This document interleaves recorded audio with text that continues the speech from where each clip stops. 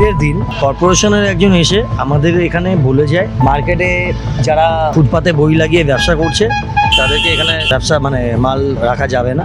আর যারা এই রাস্তা ফুটপাত নিয়ে ব্যবসা করছে দোকান ছোট ছোট দোকান যারা আছে তাদেরকে তুলে দিতে হবে, নাহলে ব্যবস্থা নেই। এত বছর ধরে যেসব সরকার বসেছে কেউ তো আজ পর্যন্ত বই পড়া নিয়ে অন্তত এইসব করতে চায়নি। এখন নতুন বিজেপি সরকার এসছে।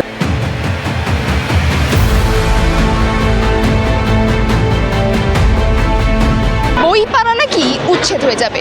সম্প্রতি এরকমই খবর আসছে সোশ্যাল মিডিয়া জুড়ে। যেমনভাবে রেল সংলগ্ন জায়গায় হকারদের উচ্ছেদ করে দেওয়া হয়েছে, তেমনই নাকি তার প্রভাব এসে পড়েছে এই বইপাড়া চত্বরে, যে জায়গায় দাঁড়িয়ে আজকে আমরা কথা বলছি। আমার ঠিক পেছনেই রয়েছে প্রেসিডেন্সি কলেজ। এই প্রেসিডেন্সি কলেজের বহু ছাত্রছাত্রী থেকে শুরু করে শিক্ষক শিক্ষিকারা প্রত্যেকেই এই বইপাড়া থেকে স্বল্প মূল্যে বই কিনে তারা মেধাবী হয়েছেন, তারা পড়াশোনা করেছেন। এবার প্রশ্ন উঠছে, যে গুজবটি রটানো হচ্ছিল সোশ্যাল মিডিয়া জুড়ে যে বইপাড়ায় উচ্ছেদ হচ্ছে, এইখানে এসে সাধারণ বই বিক্রেতাদের সাথে কথোপকথন করে যে বিষয়টি জানা গেল যে ঈদের দিন তাদের কাছে কর্পোরেশন থেকে একজন ব্যক্তি যান এবং তিনি কাগজপত্র নিয়ে যান। সেখানে গিয়ে তাদেরকে বলেন যে যে সমস্ত জায়গায় ফুটপাথে যে সমস্ত বিক্রেতারা দখল করে রেখেছিল সেই সমস্ত বিক্রেতাদের তুলে দিতে বলেছেন এবং না হলে তারা আইনি পদক্ষেপ নেবেন। এবং এই বিষয়ে রীতিমতো কিন্তু বইপাড়ার যারা বিক্রেতারা রয়েছেন তারা কিন্তু ভীত সন্ত্রস্ত হয়েছেন। বলছেন তারা দীর্ঘ বহু বছর, কেউ 30 বছর থেকে শুরু করে কেউ 62 বছর ধরেও কিন্তু এই কলেজ স্ট্রিট, কলেজ পাড়া, বইপাড়ায় তারা বই বিক্রি করে নিজেদের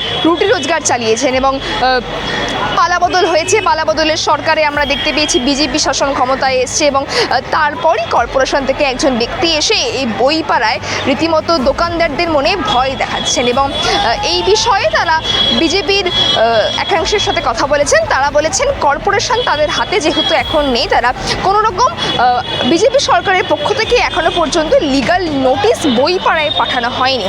এবং এই বিষয় নিয়ে যে আতঙ্কের সৃষ্টি হয়েছে বইপাড়া চত্বরে, তা নিয়ে কি বলছেন কলেজ পাড়া বা কলেজ স্ট্রিটের যে সমস্ত বই বিক্রেতারা রয়েছেন, দেখুন বিস্তারিত প্রতিবেদনে। এই যে শোনা যাচ্ছে যে বইপাড়া চত্বরে নাকি কর্পোরেশন থেকে নোটিশ দেওয়া হয়েছে আপনাদের উচ্ছেদ হয়ে যাওয়ার জন্য, আসল ঘটনাটি কতটা সত্যি কতটা মিথ্যা? ঘটনাটা হচ্ছে 28 তারিখ ঈদের দিন কর্পোরেশনের একজন এসে আমাদের এখানে বলে যায় মার্কেটে যারা ফুটপাতে বই লাগিয়ে ব্যবসা করছে তাদেরকে এখানে ব্যবসা মাল রাখা যাবে না।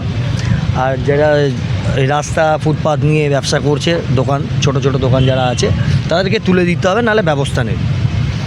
এইটুকুনি একটা বলা হয়েছিল, বলে ওরা ভার্বালি বলে গেছিলো। তো সেক্ষেত্রে দাঁড়িয়ে আমরা যথারীতি এখানকার বিজেপির জেলা প্রেসিডেন্ট যে আছে তমগ্নদা, ওনার কাছে গেছিলাম। বললো আমাদের কাছে এরকম কোনো খবর নেই। তো কর্পোরেশন আমাদের কাছে নয়, কর্পোরেশন কী সিদ্ধান্ত নিচ্ছে আমরা জানি না, আমরা জেনে আপনাকে জানাবো। এইটুকুনি পর্যন্ত হয়েছিল। এবার কথা হচ্ছে, দেখুন অপারেশন সানশাইন হয়েছিল তখন সিপিএমের আমল, তখনও বইপাড়া বই কেন্দ্রিক। এটা এমন একটা পাড়া এশিয়ার বৃহত্তম। আর দ্বিতীয় কথা হচ্ছে, এটা সবথেকে বড় ঘটনা হচ্ছে হেরিটেজ সাইট। তো ঘটনাটা এই জায়গায় দাঁড়িয়েছে, এই যে আমি যে দোকানটায় আপনার দেখছেন বসে ব্যবসা করছি, এটা আমার বাবা চালিয়েছিল, তারপর আমি চালাচ্ছি। এই দোকানটার বয়স হচ্ছে 62 বছর। এটা তো এই না যে আমি 1 বছরে বসিয়ে দিলাম, আজকের দোকান খুলেছি বা 15 বছর আগে খুলেছি বা 15 বছরের মধ্যে খুলেছি, এরকম ব্যাপার নয়।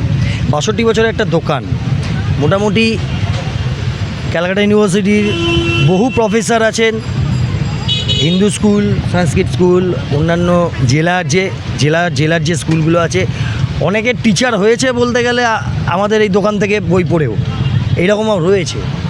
তো তারা যথারীতি আমাদেরকে এরকম ফেসবুকে একটা ঘুরছে, সবাই প্রশ্ন করছে যে কী ব্যাপার না ব্যাপার। রিসেন্টলি পরীক্ষা হয়েছে, অনেকে চাকরি বাকরি পেয়েছে আমাদের দোকানেরই কাস্টমার। তো একটা আতঙ্ক সৃষ্টি করা হয়েছে। এখনও পর্যন্ত সরকার কোনো রকম ডিসিশান দেয়নি, আমাদেরকে নোটিশ দেয়নি। তবে আশা করি বর্তমান সরকার, তাদের একটু সময় লাগবে, তারা মানবিক হবেন, আমাদের ব্যাপারটা ভেবে দেখবেন। আশা করি আমরা সঠিক জায়গায় সঠিকভাবেই ব্যবসা করতে পারবো। এই যে ঈদের দিন যারা এলো কর্পোরেশনের নাম করে, তারা কি শুধুমাত্র ভুয়ো লোক? না, ভুয়ো লোকজন না, যে এসে বলেছিল সে কর্পোরেশনে কাজ করে, সে এসে হাতে কাগজপত্র নিয়ে এসে সমস্ত মার্কেটে একটা অস্থিরতা তৈরি করে দিয়ে চলে গেছে। তো সেক্ষেত্রে আমরা খোঁজখবর নিয়ে জানতে পেরেছি যে ওদের এইরকম কোনো প্ল্যানিং নেই, কিন্তু যেহেতু কর্পোরেশনের লোক এসে অস্থিরতা তৈরি করছে, তো আমাদের তো একটা আশঙ্কার মধ্যে আমরা থাকবই, আশঙ্কার মধ্যে থাকতে হচ্ছে, চিন্তাটা থাকে। কারণ এর মধ্যে জড়িয়ে আছে শুধু আমার ফ্যামিলি নয়, আমার কাছে যারা কর্মচারী মানে যারা রয়েছে, আমার স্টাফ যারা রয়েছে তাদেরও ফ্যামিলি রয়েছে। আর সবথেকে বড় কথা হচ্ছে বাইরের যারা রয়েছে, স্টুডেন্ট যারা আসে আমাদের কাছ থেকে কম পয়সায় বই পায়, দেখে নিতে পারে, বুঝে নিতে পারে। এই জিনিসগুলো অনেক, দেখুন এটা সবজির দোকান না বা কোনো মানে কি বলবো শরবতের দোকান নয়, বই মানে জিনিসটা টোটালটাই আলাদা, একটা শিক্ষা কাঠামোর একটা বড় অঙ্গ।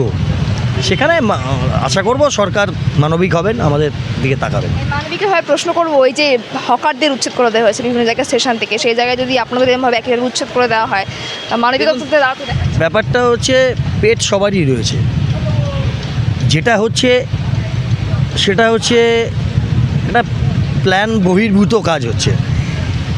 সব কিছুই হয়, সব কিছুই সম্ভব। আজকে রেলে যে হকারগুলো উচ্ছেদ হয়েছে, রেলের যদি সম্মতি না থাকতো তারা কোনো দিন বসতে পারতো না, তাই না? ব্রিটিশ আমলে রেল তৈরি হয়েছে, তখন থেকেই হকাররা হকারি করার জন্য বসেছে, বা অন্যান্য যেসব জায়গা হকাররা বসেছে, তারা তাদের পেটের দায়ে বসেছে। গণতান্ত্রিক কাঠামোতে, রাষ্ট্রীয় কাঠামোতে তারা বাঁচার তাগিদের জন্য বসেছে, তারা চুরি ছিনতাই কিছু করছে না, তারা তাদের পরিবারকে নিয়ে ভালোভাবে জীবনযাপনের জন্য করছে। কিন্তু ঘটনাটা হচ্ছে তাদের কেন বসতে হলো, তাদের হকার হতে হলো কেন, এই প্রশ্নটা সবথেকে বড় জিনিস। তাদের কাজ নেই, কাজ ছিল না, কর্মসংস্থান নেই বলে কিন্তু তারা হকার, কিন্তু তারা চুরি করছে না। মানবিক হওয়া উচিত, মানবিক হওয়াটা জরুরি আজকেরকার দিনে। কারণ যেভাবে চারিদিকে বেকার সংখ্যা বাড়ছে, আজকে এই হকারগুলোই হয়তো পরবর্তীকালে গিয়ে কোনো ক্রাইমের সঙ্গে যুক্ত হয়ে যাবে, কারণ তাকে সংসার চালাতে হবে। সেই জায়গাটা আশা করি গভর্নমেন্ট বুঝবে, নতুন গভর্নমেন্ট তারা বুঝবে। বই পাড়াতে আপনারা কতদিন ধরে রয়েছেন? আমি মোটামুটি 35 বছর। এই যে শোনা যাচ্ছে যে নাকি বই পাড়াতে বইয়ের দোকানদের সরিয়ে দেওয়া হবে, এটা কি সত্যি? এটা তো সত্যি মিথ্যে ওরাই বলতে পারবে, কেন এখন সরকারের নতুন সরকার বসেছে, সবে মাত্র বসা মাত্রই এইসব রব উঠেছে, এটা তো আমরা বলতে পারবো না। এটা সরকার জানে, আর সরকারের কী সিদ্ধান্ত আসবে শেষমেশ সেটা সরকারই বলতে পারবে। 35 বছর ধরে আপনারা রয়েছেন এখানে, মানে বাম জামানা দেখেছেন, তৃণমূল জামানা দেখেছেন, আবার বিজেপি, কি বলবেন? আমার বক্তব্যটাই থাকবে যে গরিব মানুষকে অপছেদা করলে তো গরিব মানুষের পেটে লাথি মারলে তো গরিব মানুষ তো কোথায় যাবে? আজকে এত বছর ধরে যেসব সরকার বসেছে, কেউ তো আজ পর্যন্ত বই পড়া নিয়ে অন্তত এইসব করতে চায়নি। এখন নতুন বিজেপি সরকার এসছে, বাকিটা তাদের ব্যাপার। ফুটপাত দখল করে রাখায় নাকি সাধারণ মানুষের?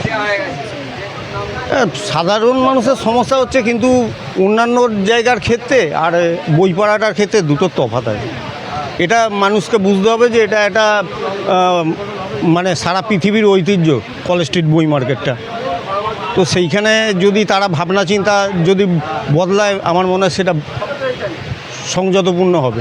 শোনা যাচ্ছে নাকি সন্ধে হলে বা রাত হলে নাকি কিছু কিছু দোকানে গিয়ে কিছুজন আসছেন, তারা বলছেন যে এরকম কর্পোরেশন থেকে নোটিশ দেওয়া হয়েছে, আপনারা সরে যান। এটা হয়েছে ঠিক কুরবানি ঈদের দিন নাকি?